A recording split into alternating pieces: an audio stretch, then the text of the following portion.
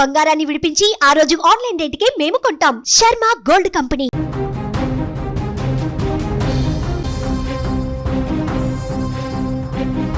తెలుగు రాష్ట్రాలలో వరుస రోడ్డు ప్రమాదాలు తీవ్ర కలవరపెడుతున్నాయి. కర్నూలులో బస్సు ప్రమాదంలో ప్రయాణికులు సజీవ దహనమైనటువంటి ఘటన ఇంకా అందరి కళ్ళ ముందే కనపడుతుంది.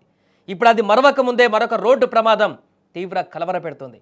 తాజాగా అల్లూరి సీతారామరాజు జిల్లాలో జరిగినటువంటి ఈ భయంకరమైనటువంటి రోడ్డు ప్రమాదంలో 9 మంది మృత్యువాత పడ్డారు.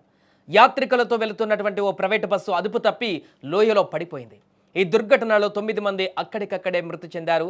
చిత్తూరు జిల్లాకు చెందిన 35 మంది యాత్రికులు, 2 డ్రైవర్లతో ఓ ప్రైవేటు బస్సు భద్రాచలంలో దర్శనం ముగించుకొని అక్కడున్నటువంటి భక్తులందరూ కూడా అదే బస్సులో అన్నవరం బయలుదేరారు.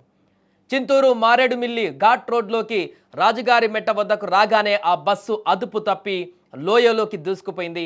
ప్రమాదం జరిగినటువంటి సమయంలో ఆ బస్సులో డ్రైవర్లతో కలిపి 37 మంది ఉన్నారు. ఇక ప్రమాదానికి దట్టమైనటువంటి పొగమంచే కారణంగా తెలుస్తుంది.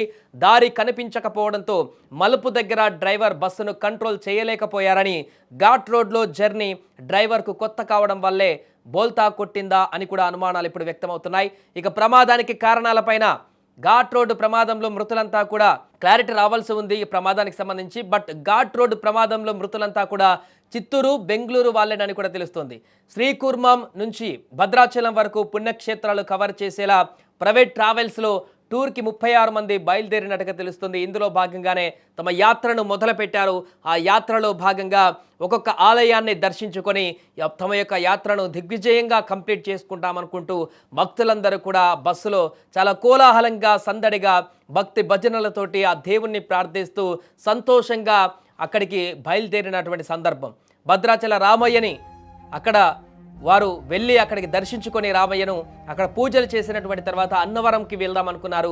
అక్కడి నుంచి ఇంకా వేరే ప్లాన్స్ అన్ని కూడా ఉండడం జరిగింది వీళ్ళ టూర్లో భాగంగా. అయితే అన్నవరం వెళ్తున్నటువంటి సందర్భంలోనే ఈ ఘోరమైనటువంటి ప్రమాదం దారిలో జరిగింది. ఘాట్ రోడ్లో పూర్తిగా అర్ధరాత్రి సమయంలో ఈ యొక్క మంచు ప్రభావం కారణంగానే డ్రైవర్ గమనించక కొత్త ప్రాంతంలో డ్రైవ్ చేస్తున్నటువంటి ఆ డ్రైవర్ కాబట్టి ఆ ఇరుకైనటువంటి ఘాట్ రోడ్లలో తోలడం ఇబ్బందికరంగా మారినట్టుగా కనపడుతుంది తనకి. దాంతోపాటు విపరీతమైనటువంటి మంచు కూడా ఈ యొక్క ప్రమాదానికి కారణం అయి ఉండొచ్చు అనేటువంటి అంచనాకైతే వస్తున్నారు. ప్రస్తుతానికైతే దర్యాప్తు కొనసాగిస్తున్నారు. కానీ ఏదేమైనా కూడా మరొక ప్రమాదం ఆంధ్రప్రదేశ్లో ఈ భారీ బస్సు ప్రమాదం, అది కూడా ప్రైవేట్ ట్రావెల్స్ బస్సు ప్రమాదం. గతంలో జరిగింది ప్రైవేట్ ట్రావెల్స్ బస్సే కర్నూలు సంబంధించి. ఇప్పుడు కూడా మరలా ప్రైవేట్ ట్రావెల్స్ బస్సుకి ఇలాంటి ఘోరమైనటువంటి ప్రమాదం చోటు చేసుకుంది. దీంట్లో కూడా 9 మంది మృత్యువాత పడ్డారు. అందులో ఉన్నటువంటి అమాయకులకు తెలియదు ఇలాంటి ప్రమాదంలో మా ప్రాణాలు పోతాయంటూ, ఆ కుటుంబ సభ్యులకు తెలియదు. వారి కుటుంబ సభ్యులకు వీరు టూర్కు వెళ్ళి హ్యాపీగా దైవ దర్శనానికి వెళ్ళి అన్ని దేవాలయాలలో మానసిక సంతృప్తి పొంది దేవుళ్ళని దర్శించుకొని అక్కడి నుంచి ఒక పాజిటివ్ వైబ్రేషన్తో ఇంటికి వస్తారనుకున్నారు. కానీ వారు తిరిగి రాని లోకాలకు వెళ్ళిపోయారు. ఈ దుర్ఘటన ఇప్పుడు రాష్ట్ర వ్యాప్తంగా కూడా అందరినీ కలవరపెడుతుంది. మరొక బస్సు ప్రమాదం చోటు చేసుకోవడం అనేది యావత్ 2 తెలుగు రాష్ట్రాలలో కూడా కొంత భయాందోళన కలిగించేటువంటి విషయంగా మారింది.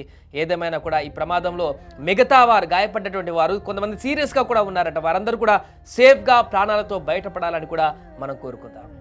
5:20 సమయంలో మాకు చింతూరు సర్కిల్లో మోతుగూడెం పిఎస్ గల ఈ మారేడుమిల్లి చింతూరు ఘాటిలో ఒక బస్సు పడిపోయింది. అందులో కొంతమంది చనిపోయారని చెప్పేసి ఇన్ఫర్మేషన్ వచ్చిందండి.